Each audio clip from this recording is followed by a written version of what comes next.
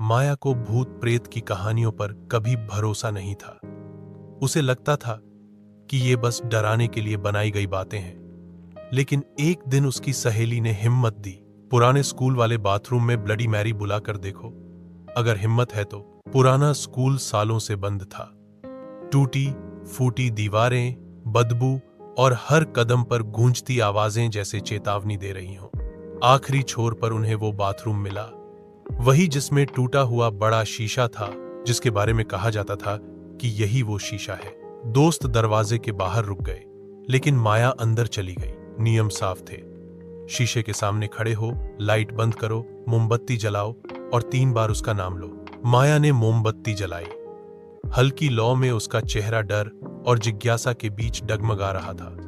उसने फुसफुसा कर कहा, bloody Mary, bloody Mary, bloody. अचानक ठक की आवाज आई। पीछे के टॉयलेट दरवाजे हिल गए। माया का दिल तेज धड़कने लगा। तभी उसने देखा, उसके शीशे में दिख रही परछाई हिलना बंद नहीं कर रही थी, बल्कि मुस्कुरा रही थी।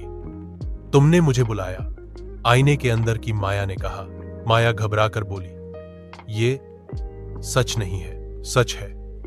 आवाज नरम थी, लेकिन उसमें एक अजीब गहराई थी। लोगों ने मुझ पर झूठ बोला है। मैं कोई राक्षस नहीं, मैं फंसी हुई हूं। हर कहानी में मुझे डरावना बना दिया गया, लेकिन अगर कोई बिना डर के आए तो मैं आजाद हो सकती हूं। आईने वाली माया ने हाथ बढ़ाया। पकड़ लो और मैं हमेशा के लिए चली जाऊंगी, तुम्हें फिर कभी नहीं दिखूंगी। माया की सांसें तेज थी, लेकिन उसने हाथ बढ़ा दिया।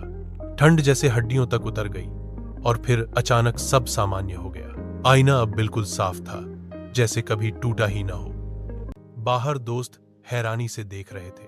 उस रात माया ने सपना देखा, एक औरत धूप में चल रही थी, मुस्कुरा रही थी और धीरे से कह रही थी, धन्यवाद। उसके बाद किसी ने भी ब्लडी मैरी को बुलाकर नहीं देखा। कहानी डर से नहीं, बल्कि एक लड़की की बहादुरी और एक औरत की मुक्ति की दास्तान बन गई। अगर तुम चाहो तो मैं इसी कहानी का डरावना, सिहरन पैदा करने वाला अंत भी हिंदी में लिख सकता हूं, जिससे पढ़ते ही रोंगटे खड़े हो जाए।